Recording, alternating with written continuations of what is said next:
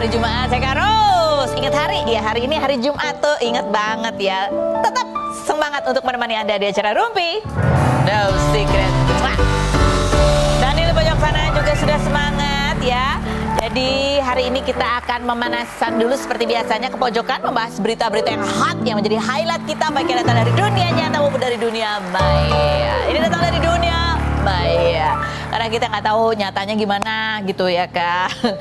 Kenapa? Karena ada beberapa orang yang sebelumnya itu tergabung dalam Leslar Entertainment gitu ya, yang memposting bahwa mereka mengundurkan diri. Ini sampai ada artikelnya. Salah satu krunya isyaratkan pamit, tim Leslar Entertainment bubar, tanda tanya gitu. Leslar Entertainment ya. Siapa sih yang posting? Coba kita lihat. Oh, ini dari Bagas Garnita. Tulisannya adalah gini ya, foto rame-rame terus gini. Terima kasih banyak buat Pak Bos Ricky Bilar dan Bu Bos Lesti Kejora, pengalaman kerja yang luar biasa selama 11 bulan. Banyak ilmu pelajaran dan kekeluargaan yang luar biasa. Sampai jumpa di lain waktu. Sekali lagi terima kasih banyak gitu ya kan. Itu bagian apa? Asistennya ya? Oh, roadman. Itu roadman yang tadi? Oh, yang tadi asistennya Bilar, yang ini roadman-nya Lesti. Tulisannya gini, Bismillah, terhitung mulai detik ini saya tidak lagi bagian dari Leslar Entertainment karena LA sudah tidak aktif lagi. Terima kasih selama kurang lebih 1,5 tahun bersama. Oh, ini lebih lama dari yang tadi ya. Tadi 11 bulan, ini 1,5 tahun. Oke, baiklah. Nah, kemarin juga kan sempat tuh ada banyak wacana dengan Leslar Entertainment ya. Salah satunya adalah adanya Rudy Salim ya. Rudy Salim ada sahamnya gitu, mau bikin macam-macam lah, termasuk Leslar Metaverse lah. Apalagi sih? Banyak lah gitu ya. Leslar Mart. Tapi kalau kita lihat, aku sampai bingung, emang Leslar Entertainment tuh apa sih gitu ya? Ada nggak keterangannya dimasukin? Kalau tulisannya Leslar Entertainment tuh bunyinya apa sih? Tunggu ya, nggak ada ya? Coba aku lihat. Itu bunyinya kalau nggak salah tulisannya adalah perusahaan digital oleh Rizky Bilar dan Lesti Kejora menghadirkan berbagai konten menarik, edukatif dan menghibur. YouTube, Instagram, TikTok dan Facebook. Ya, kontennya isinya Leslar semua. Ini artinya apa? Apakah mereka berhenti bikin konten?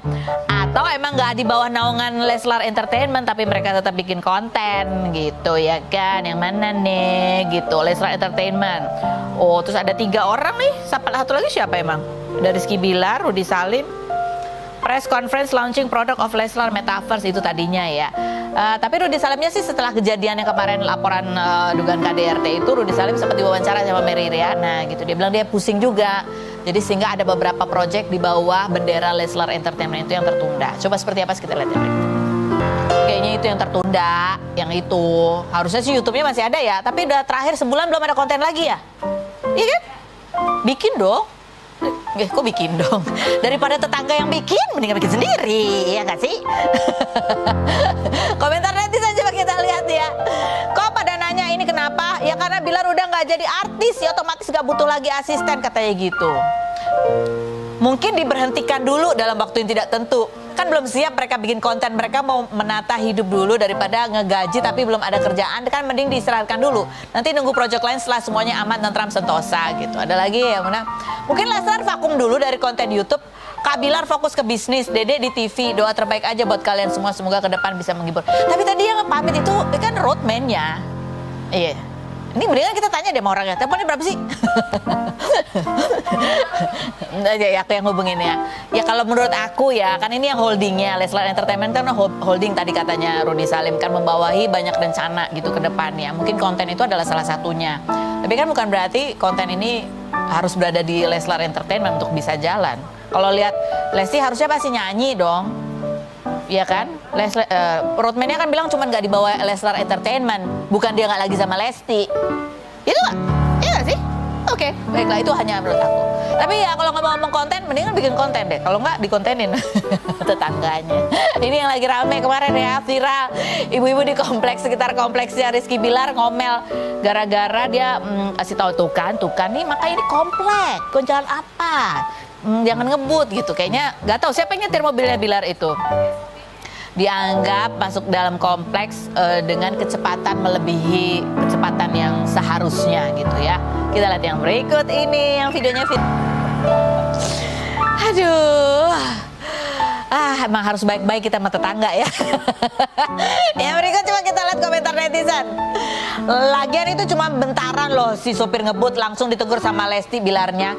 Dasarnya si ibu aja pengen pansos, ngevideo-videoin segala. Sekarang aja akunnya private udah ketakutan. Lanjut yang berikut. Lu sih Betingka, nggak tau aja si mama kalau udah nggak demen. Ibu-ibu kalau udah marah ya.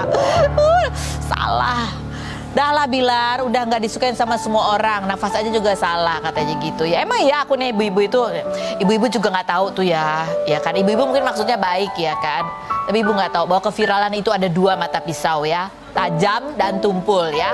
Bisa disanjung, bisa dihujat itu loh Bu. Nggak terlalu enak kok jadi orang terkenal juga ya kan. Ya tapi ada enaknya, banyak kok enaknya juga ya. Baik, sama seperti bintang tamu kita ini juga saking terkenalnya ya.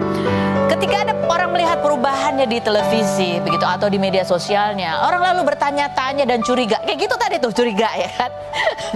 Curiga gitu, ngetek-ngetek kemana-mana gitu kan. Oh pasti ini deh, itu deh, gitu ya. Padahal sebenarnya ada kondisi di mana orang itu mengalami namanya hipertiroid. Bukan cuma Indra loh, ada Yesen Wang juga yang mengalami hal yang serupa ya. Kita akan ngobrol sama mereka. Kita lihat dulu profil Indra Bruggman berikut ini. Mana suaranya? 81 yang mengawali karir sebagai cover boy majalah tahun 1995 dan pernah memerankan tokoh bagus dalam sinetron Genie Oh Genie ini mengidap hipertiroid yang menyebabkan tubuhnya terlihat kurus karena berat badannya turun 10 kg hingga ia mengaku stres karena khawatir tidak bisa syuting lagi. Pria yang Agustus lalu dirawat di Rumah Sakit Malaka selama 4 hari karena hipertiroid ini kemarin mengunggah video TikTok meminta netizen tidak membuli dan membuat opini negatif tentang perubahan fisik seseorang. Indra yang sempat dikabarkan dekat dengan Aura Kasih, Cita Citata, Helmalia Putri, Diana Pungki, dan Shirley Margareta ini belakangan kerap membuat konten galau di TikTok dengan menyebut nama dia, salah satunya menggunakan sound sekalinya sayang, salah orang. Bagaimana kondisi Indra Bruggman sekarang? Dan seperti apa perjuangannya untuk sembuh dari hipertiroid? Saksikan kisah selengkapnya hanya di Rumpi No Secret. Oke baiklah, sudah ada Indra Bruggman dan juga Yesen Wang gitu ya. Ini yang terbaru, dia udah bikin TikTok. Sebenarnya ini adalah sebuah kondisi yang sebenarnya udah diceritain dari hampir setahun yang lalu ya. Orang tahu bahwa kamu mengalami hipertiroid, dia sendiri awalnya nggak tahu kenapa, ya kan. Tapi TikToknya sangat menggugah hati loh ya. Iya, karena ada kejadian lagi kemarin. Tiba-tiba badan itu kurus lagi. Dan gue tidak menyadari gitu. Pas lihat foto, kata orang-orang, ih kok kurus banget gitu. Bukan orang-orang, nggak pernah di-upload di itu. Bukan, nggak pernah di-upload di media sosial. Cuman keluarga bilang, kok kurusan lagi sekarang? Masa sih? Sampai akhirnya ada momen gue nggak bisa jalan. Serius? Terus lidah mati rasa. Nggak bisa ngerasain rasa sama sekali. Jadi kalaupun sekalinya ngerasain rasa, yang manis tuh manis gitu loh. Udah tes belum? COVID. Nah, kupikir COVID kan. Terus tiba-tiba ada momen lagi yang nggak bisa jalan itu. Akhirnya begitu udah sehatan, pergi lagi ke Malaka. Di Malaka, pergi ke Kuala Lumpur dulu. Karena harus ke Kuala Lumpur dulu kan baru ke Malaka. Kena hujan lah. Hujan. Gerimis dikit-dikit. Dede kan lemah tuh kondisinya kan, Dede kan? Dede. Oke, Dede ya. Dede Indra Bruggman. Dede tepar. Langsung masuk ke UGD di Malaka. Selama 4 hari dirawat dan akhirnya dia bilang, ya kamu, kenapa kamu stop obat? Aku bilang saya stop obat karena saya ngerasain lidah saya tuh nggak bisa mati rasa pokoknya. Oh, jadi karena mati rasa kamu stop obat yang tiroid itu? Ya, karena mati rasa stop obat yang tiroid, sok-sokan. Karena itu ada obat jantungnya. Obat jantungnya itu yang bikin mati rasa. Oh, terus kata dokternya? Kata dokternya, ya sudah, semuanya oke, cuman kamu tidak boleh yang namanya tuh men-stop obat sendiri kecuali dokter yang suruh. Jadi dikasih obatnya sama dia, nih obatnya nanti cari di Indonesia, kamu nggak perlu lagi datang ke sini. Karena ini sebenarnya bukan penyakit yang bagaimana-bagaimana. Nanti sayang uang kamu. Dokternya baik banget. Tapi alhamdulillah. Kalau minum obat yang itu lidahnya nggak pahit? Pahit. Tetap pahit. Sekarang kan udah normal, udah diinfus apa segala macam udah normal. Dan makanya Dede agak gemoy lagi lebih kan. fresh, gemoy. Makanya bisa bikin TikTok. Coba kita lihat TikToknya berikut ini.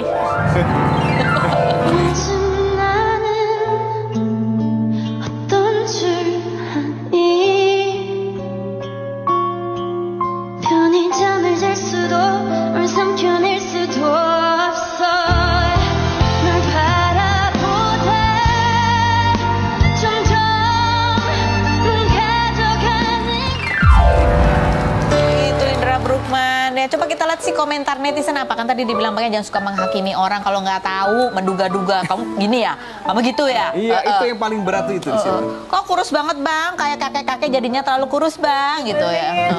Kirain vampir, gitu ya. Terus lanjut, rahangnya kok nampak banget tuh pipinya udah agak kosong ya. Ini masih nggak apa-apa, ini masih baik-baik ya. Masih baik-baik. Yang parahnya banyak. Yang parah. Tapi di media yang lain. Oh, di media yang lain. Media yang lain tuh orang pada nge-tag. Mereka pada berani gitu ya, ngomong sesuatu terus mereka nge-tag kita. Gitu. Terus ada yang nge-tag BNN lah, nge-tag polisi lah gitu. Dalam kondisi gue tuh lagi ngedrop waktu itu. Dan orang hipertiroid itu kan sensitif, betul? Betul. Sensitif banget. Perasaan pengen marah itu jadi sedih tuh double gitu loh. Jadi komentar begitu jadi sampai gue DM-in satu-satu kan. Oh serius? Kamu oh yang kamu yang biasa bodoh amat itu sampai begitu. Bodoh amat udah gue DM. Gue blok. Iya, sebelum di blok kan gue DM-in dulu satu persatu gitu kan. Kau bilang apa? Ya dengan bahasa saya lah. Jangan lihat wajahnya manis ya. Dia kalau udah pedes banget. Nah, Yeslin kita pernah wawancara beberapa tahun yang lalu. Pada saat itu aku masih belum paham betul apa yang dialami oleh Yeslin. Tapi begitu ngomong sama Indra, Iya. nah yang berikut coba kita lihat nih. Jadi ternyata itu penyakit aku itu berhubungan dengan stres. Jadi emang lemes, terus suka panic attack. Terus mungkin kalau misalkan kita mengerjakan sesuatu biasa-biasa aja, itu pada saat itu aku capeknya capek banget. Untuk ngasih makan anjing aja, aku aduh kayaknya gue nggak bisa deh, capek banget. Kayaknya nggak ada tenaga. Terus tangan aku tremor, rambut rontok, mata melotot. Itu Yeslin ya? Iya, jadi tuh waktu tiroid itu ya, aku harus makan obat selama 2 tahun lebih. Dan emang bener kata dokternya Indra, nggak boleh stop. Nggak boleh stop. Sampai dokternya bilang, oke, gitu. saatnya stop. Jadi kamu udah nggak minum obat lagi? Udah, untungnya waktu aku terakhir makan obat tiroid itu Desember 2019. Oke. Sebelum COVID. COVID kan 2020 Maret kan, 3 bulan sebelum COVID aku stop obat. Jadi nggak harus bolak-balik ke rumah sakit. Iya, apalagi awal-awal COVID kan serem banget ke rumah sakit waktu itu Iya, ya. betul. Tapi pada saat itu kamu tahu sempat kayak Indra, dia kan juga bingung. Gue tuh kenapa gitu kan? Bukan sih. Iya, sempat bingung waktu itu awal-awal kan, karena di keluarga ataupun pertemanan nggak ada yang kena tiroid. Jadi tuh aku nggak ngerti hipertiroid itu apa, terus kenapa muka berubah, leher bengkak. Waktu itu aku sampai lehernya bengkak, Dra. Terus lemas, kaki lemas. Kalau harus selfie aja harus minta tolong, Iya, Mbak. bener. Nggak bisa. Tremor. Jadi pasti blur. Nggak bisa konten. Nggak bisa. Terus apa lagi perasaan gimana kalau dari sisi emosi tadi? Kalau emosi lebih sensitif pastinya, karena kan kita lelah gitu loh, kayak Gak ngerti apa yang overwork. terjadi sama diri kita kan. Kita tahu ada yang sesuatu yang salah, tapi kita nggak tahu apaan. Kita tanya juga sama keluarga, kenapa gue begini? Mereka nggak tahu. Mereka cuma bilang, lu grogi. Lu kecapean. kecapean. Iya. Capek dan nervous juga. Nervous, iya karena gemeter kan. Terus jantung juga duk. Misalnya jantung manusia biasa duk. Kita yang duk. Bahkan pada saat tidur ya. Iya. Nah, pada saat tidur, Kita kayak capek maraton terus. seharian gitu ya. Itulah makanya kenapa kurus. Dan makanya capek. Padahal nggak ngapa-ngapain, duduk Makan doang sebanyak capek. apapun kurus ya. Iya. Akibatnya dalam kehidupan kamu apa? Kalau dia kan di tek-tek yang kemana-mana. Kalau aku dulu, apalagi zaman-zaman itu kan lagi sering-seringnya main FTV ya. Matanya kan melotot terus, padahal harusnya nggak lagi melotot gitu scene-nya. Itu jangan melotot-melotot, padahal nggak dimelotot-melototin. Makanya harus kritik-kritik Mengganggu pekerjaan. Mengganggu pekerjaan, mengganggu semuanya lah. Itu mood tiap hari juga Berubah. jadi sensitif banget, sedih gitu. Oke. Jadi gue tahu kenapa kalau perempuan tuh kadang-kadang ada momen per bulannya itu yang membuat sensitif tuh. Gue berasa gitu. Tiba-tiba tuh kayak begitu. Oh, kalau cewek PMS kan lagi sakit perut aja cranky kan. Cranky. Bayangin kalau tiap hari ada yang sakit gitu. Lemas gitu. Terus Nah, itu capek. menderita sekali ya. Apalagi kalau orang nggak banyak yang tahu gitu. Menderita Iya, karena menderita. kita tahu ada yang salah tapi kita nggak tahu apaan itu gitu loh. Kita pikir itu masalah yang di sini ya, masalah pikiran yang ada dalam pikiran, tapi ternyata Bukan. Tapi Ya, mungkin pikiran faktornya membantu ya, membantu. Faktor pikiran yang kita untuk denial rasa itu, tapi akhirnya bukannya hilang, tapi memang mendem di badan, akhirnya ke Ya. fisik. Oke. Kalau aku baca sih penyebabnya ada macam-macam ya, terkait Iya, dengan betul. namanya kelenjar tiroid gitu ya. Ada Iya. peradangan juga, ada pembengkakan juga, bisa dipicu oleh stres juga, Iya. bisa macam-macam. Tapi daripada self diagnose ya, diagnosa diri sendiri, Ini ke dokter yang profesional ya. Tapi kalau merasa tiba-tiba kurus mendadak gitu ya, tanpa diet ya kan, Iya, gemeter, jantung berdebar kencang gitu ya, terus apa lagi? Takut, paranoid, rambut rontok, rambut rontok. jalan berapa langkah aja capek, gitu. Iya. Itu harus diperiksa. Harus diperiksa gitu ya. Ini untung ada mereka yang mau sharing gitu ya, sebelum tetangga pada curiga, ih kok dia kurus banget ya, jangan-jangan TK lapor aja. kurus banget, Kamu kurus banget, kenapa kamu ada masalah? Gitu ya. Nah tapi setelah 2019 selesai obat ya, Iya, akhir 2020 dia jadian, Iya. 2021 jadian ya kan? 2021. Oh iya, pertengahan. Tahu. 2019. 2021 jadian. Dia jadian 2021. Go public 2021. 2021 baru jadian, baru menikah baru 3 bulan yang lalu. Udah stop obat. Udah stop Gua kan obat. belum. Gua aja bisa, pasti bisa. Gua aja bisa. Coba nih kita lihat seperti apa ini perjalanan percintaannya Yaslin. Kita lihat berikut ini. Yaslin Wang, artis kelahiran 1983 yang mengawali karir sebagai model dan pernah membintangi film Bulan Terbelah di Langit Amerika 2 ini pernah menikah dengan Delon Tamrin pada 2011 dan resmi bercerai pada 2019 karena masalah ekonomi hingga Yaslin sempat depresi dan mengidap hipertiroid, namun hubungan keduanya kini sudah membaik. Juli lalu Yaslin menikah dengan Jun Gi, pemilik bisnis bakery yang 7 tahun lebih muda dan merupakan teman lama Yaslin dan Delon. Pria yang pernah menjadi koreografer Delon ini mengaku sudah lama menyukai Yaslin namun tidak berani pendekatan karena tubuhnya gemuk dan baru berani mendekati setelah diet menurunkan berat badannya sampai 30 kg pasca mendengar Yaslin bercerai. Perubahan apa saja yang dialami Yaslin Wang dan Jun Gi setelah menikah? Dan benarkah Jun Gi memutuskan pertemanannya dengan Delon sejak menikahi Yaslin? Saksikan kisah selengkapnya hanya di Rumpi No Secret. Suaminya Yaslin. Aduh, kenalin. Aku pikir anggota boyband itu loh Korea ya. banyak yang nyangka ya. Tapi bener kamu tuh nggak dulu begitu tahu Yaslin udah bubar, langsung dia menurunkan berat badan. 3 bulan turun 30 kilo. Kamu nggak ada masalah. Tahu dia. Saya berarti kan kamu nonton tahu dia.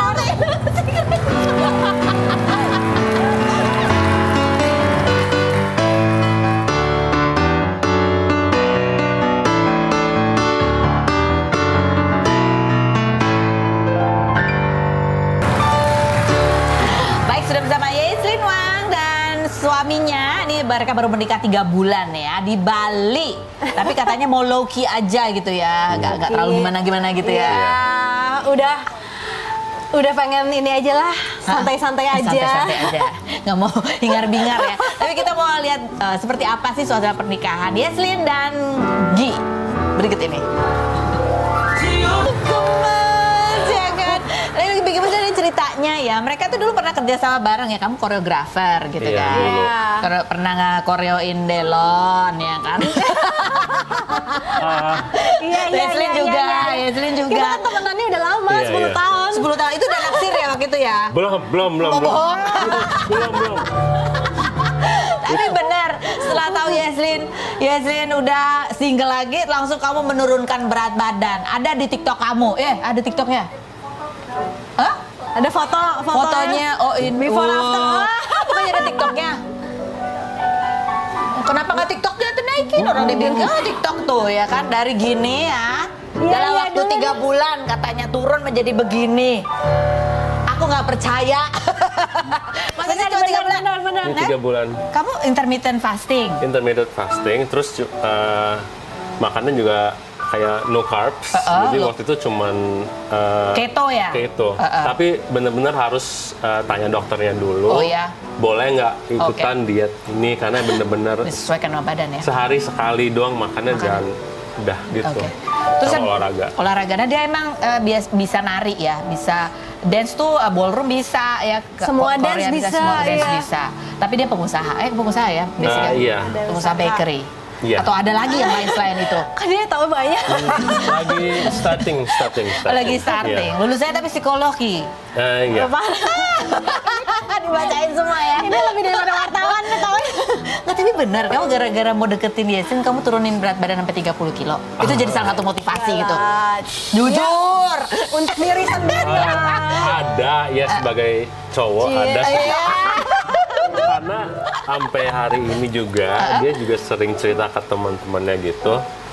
Kalau waktu saya masih gendut gitu, dianggapnya kan sebagai little brother. Oh, nggak dianggap serius ya? Nggak dianggap serius. Jadi kalau pendekatan dianggap lucu-lucuan gitu ya, gemes gitu terus. Apalagi lebih muda ya kamu ya? Iya, lebih muda. Nggak kelihatan ya? Oh, masa? Gitu, makanya kamu ngurusin berat badan. Baru melakukan pendekatan tuh setelah kurus. Iya. Karena sudah Baru mulai pede. ya, berubah gitu sifatnya sedikit gitu. Dulu mungkin lebih Pemalu. Pemalu iya benar. Tapi setelah udah kurus lebih percaya diri. Lebih percaya diri. Sebelumnya udah pernah punya pacar? Ada. Oh ada. Gitu. Tapi kalau deketin dia beda ya? Rasanya harus lebih ini. Gimana ya? Waktu pertama kali balik ke Jakarta, Indonesia, pas lihat dia sih udah naksir waktu itu. Oke. Tapi ya yang masih ini Masih punya suami. jadi back off dong. Masih udah. tidak available ya? Oh gitu, buat kamu berarti cinta pada pandangan pertama? Saya kira itu ini dia adiknya. Oh gitu? Iya. Oh jadi bisa nih ya ternyata. Oh, ya, jangan. No, salah. no. Mundur. Iya. Jadi begitu ada kabar jeng. Green light. Nah, kita pernah nanya juga dulu waktu sama Yesrin ya, ke depannya gimana, mau cari yang seperti apa, nggak mau yang seperti apa gitu ya. Coba kita lihat nih cuplikan Ya wawancaranya. ampun, aku aja udah lupa. Kalau misalnya kamu cari pasangan lagi, kamu akan cari yang kayak apa Yesrin? Aku akan lebih lihat personalitinya. Harus yang kayak gimana? Yang Yang nggak akan, baik. yang nggak akan kamu deketin. Yang nggak akan, yang nggak akan, yang ini deh, yang memikirkan diri sendiri. Yang apa? Yang nggak mikirin dirinya sendiri. Terus Iya, kamu benar, gimana benar, Yesrin benar. ketika dia deketin nih? Iya. Bener sih, aku tuh emang suka sama dia itu pas terakhir dia udah deketin ya. Itu bukan karena cuman emang lebih ganteng daripada dulu. Bener ya itu. Dulu little brother itu. Little brother. nggak diakui. Tapi emang karena sekarang aku suka cowok yang bisa jaga dirinya sendiri dulu, baru dia bisa menjaga orang lain. Oh. Ya, he has to know how to take care of himself dulu sih. Oh, dia agak bingung maksudnya gimana? Ya, harus tahu untuk menjaga diri kamu sendiri dulu. Harus tahu dirinya tuh apa, kurangnya apa gitu, perlu apa. Harus gitu. bisa pokoknya pengen be the best version of himself dulu. Baru bisa ketemu bersama bangun relationship Iya, gitu betul. ya. Kalau buat dia kan cinta pada pandangan pertama. Kalau kamu Itu crush. crush ya, naksirnya gitu naksirnya. Kalau kamu taunya bahwa muncul Mulai tuh suka. kita mulai suka. Mulai suka pas setelah akhirnya dia berani ngajak dating kan. Hah? Tadinya kan cuma temen. Kalau waktu temen kan kita pergi selalu rame-rame. Nggak pernah ada momen Berdua aja. dan ngobrol yang deep talk gitu. Nah setelah dia berani ngajak ngedate, waktu itu juga aku lagi single. Sudah single 2 tahun. Sudah single lama ya. Iya.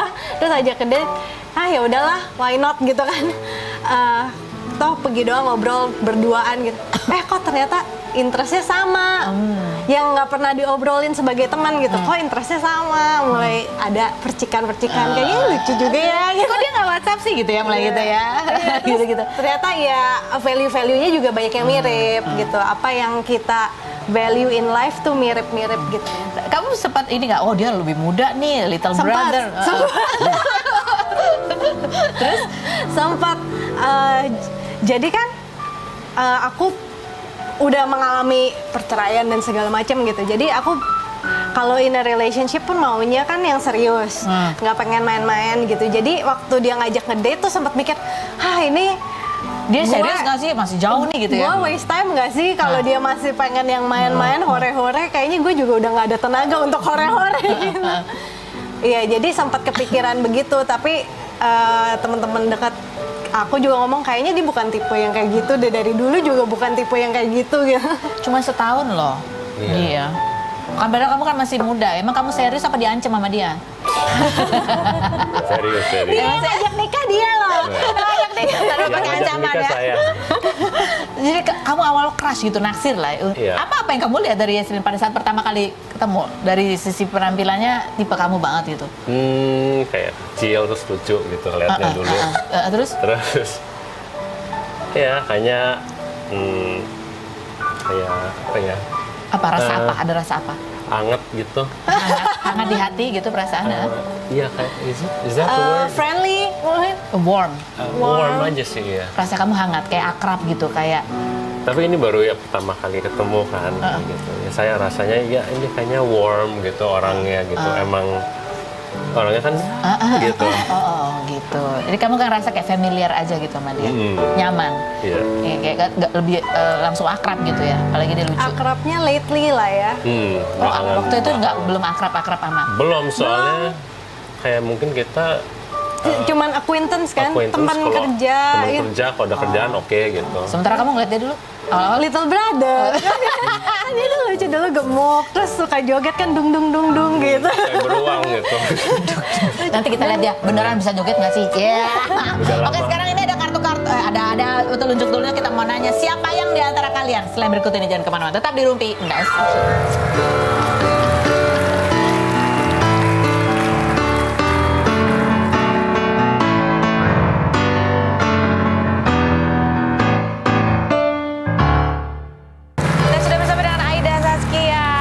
Kita sudah berapa kali ya ketemu sama Aida ya. Terakhir kita ketemu, Pak, kamu bercerita pengalaman kamu menghadapi cerita-cerita yang tidak mengenakan namanya. Oh iya.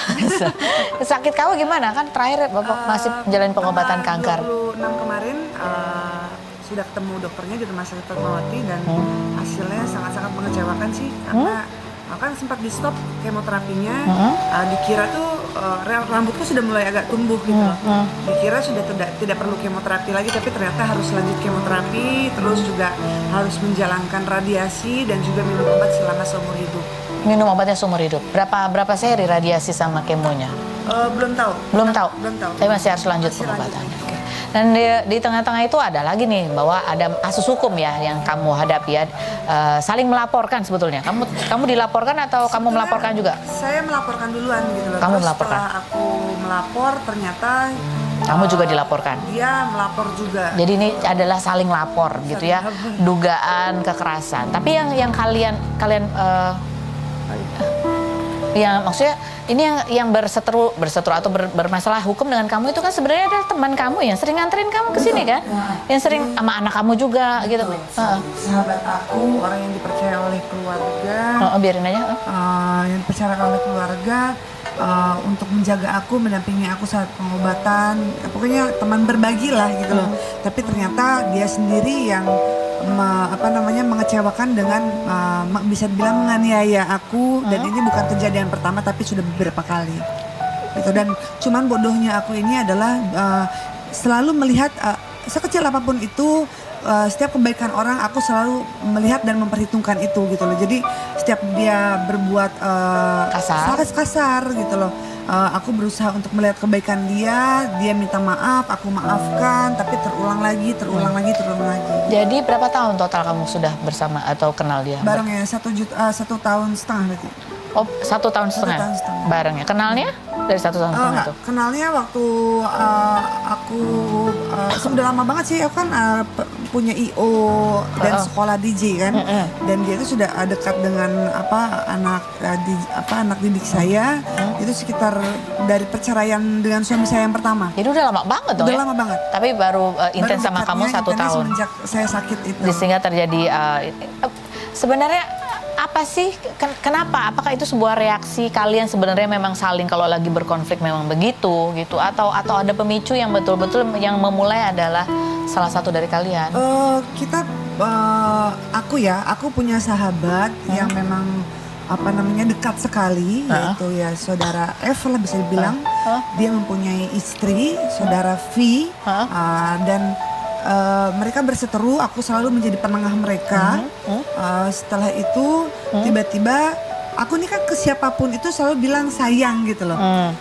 Bukan hanya ke saudara F doang gitu loh. Jadi iya deh, iya sayang, selalu begitu. Dan persepsinya itu beda. Saat mereka berseteru, saya juga sempat ada berseteru dengan kakak, tapi berseteru biasanya ringan aja gitu loh. Tiba-tiba si Fitri ini mengadukan ke si si Putri bahwa katanya kalau tolong jangan merebut suami orang dong. Kalau lu bilangin sama Aida kalau misalnya mau merebut suami orang, masih banyak kan yang lain, jangan merebut teman sendiri, dia bilang gitu. Ini kamu ngadunya ke si P ini. Putri ngomong ke aku, si Fitri itu ngomong ke Putri ngomong ke aku gitu. Aku bilang silakan baca, tidak ada yang dihapus di handphone saya. Aku bilang gitu kan. Beberapa jam dia coba capture handphone saya, walaupun sebetulnya itu kan bukan hak dia, gitu loh. Itu privasi saya, gitu loh kan. Tapi daripada menjadi fitnah, gitu loh, saya ikhlaskan atau saya lepaskan handphone. Jadi pemicu pertengkarannya adalah? Pertengkarannya adalah saat Putri bilang begini, lu kalau memang mau merebut suami orang, yang lain jangan punya teman sendiri, lu kok lebih baik lu ngelacur aja sekalian. Oke, baik, kita lihat ini keterangan kalau dari sisi Putri seperti apa yang berikut ini. Ini apakah ada kaitannya dengan kondisi kamu sempat? Ya, dia itu selalu menyambungkan penyakit bipolar saya. Setelah dia melakukan kekerasan, selalu menyangkut pautkan dengan penyakit saya. Dan saya itu bersama pendampingnya tadi, saudari A itu bilang bahwa saya tidak sakit, saya bisa kok tanpa obat gitu loh. Padahal psikiater saya mengatakan jangan pernah melepas obat. Karena tingkatan bipolar kamu sudah berbeda, gitu loh. Di sini saya juga bawa surat keterangan dari dokter yang memang obat yang dia bilang saya melakukan itu setelah saya minum obat. Kalau saya tidak minum obat, saya mungkin akan lebih parah daripada itu. Tapi kamu sendiri merasa bahwa reaksi emosi ketika menanggapi konflik itu memang pengaruh obat atau bukan? Gitu? Bukan. Atau kepengaruh kondisi kamu? Bukan, nggak ada sama sekali. Itu semua karena omongan dia dan hinaan dia. Jadi secara normal kamu merespon? Dan dia bilang tadi bahwa dia sakit tulang.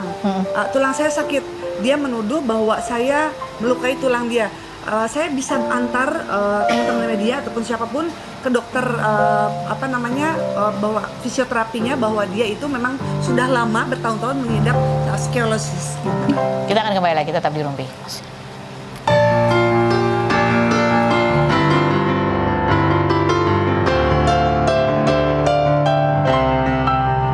Oke, baiklah, kita sudah bersama dengan semua tamu saya. Ada satu pertanyaan Q&A ya buat siapa? Kak Indra. Kenapa sih bilangnya males kalau ditanya kapan nikah? Tapi kontennya selalu galau dan mancing-mancing ya kan, sebut dia melulu. Siapa dia itu siapa? Oh, alah. Iya. Itu mah iseng aja. Dia masuk kata berpesona ya. Biar nggak kelihatan jomblo ya. Nggak sih sebenarnya gini. Sebenarnya gini, gue harus bikin konten, cuman gue nggak tahu bikin konten apa. Gue cuma duduk aja, ya udah pakai caption suka-suka dong. Oh iya, benar-benar. Nggak ada maksud apa, cuma buat naikin karena buat mau live jualan baju. Karena dia punya toko ya, TikTok Shop. Luar biasa. Dan bisa belanja. itu berhasil. Berhasil ya? Berhasil. Alhamdulillah, luar biasa. Jadi bukan karena maksud apa, mau jualan sebenarnya. Mau jual ya? Jualan baju. Oh iya. Jadi jangan dianggap yang enggak. Ini hanya untuk naikin follower aja, Mas. Mengumpulkan traffic ke pada saat live. Dan ibu-ibu semua, memang tepat sekali ada tebar pesonanya. Bagus. Oke, nah sekarang kita mau lihat ya. Tadi katanya ini hobinya dancing, bisa dancing ya kan. Kita mau lihat dia mengcover dance-nya lagu apa? Butter dari BTS. Terima kasih Aida. Oke, silakan. Oke, mau ditemenin? Sini. Aku temenin ya. Kita temenin. Kita ketemu lagi ya. Senin sampai Jumat di acara Rumpi, No Secret.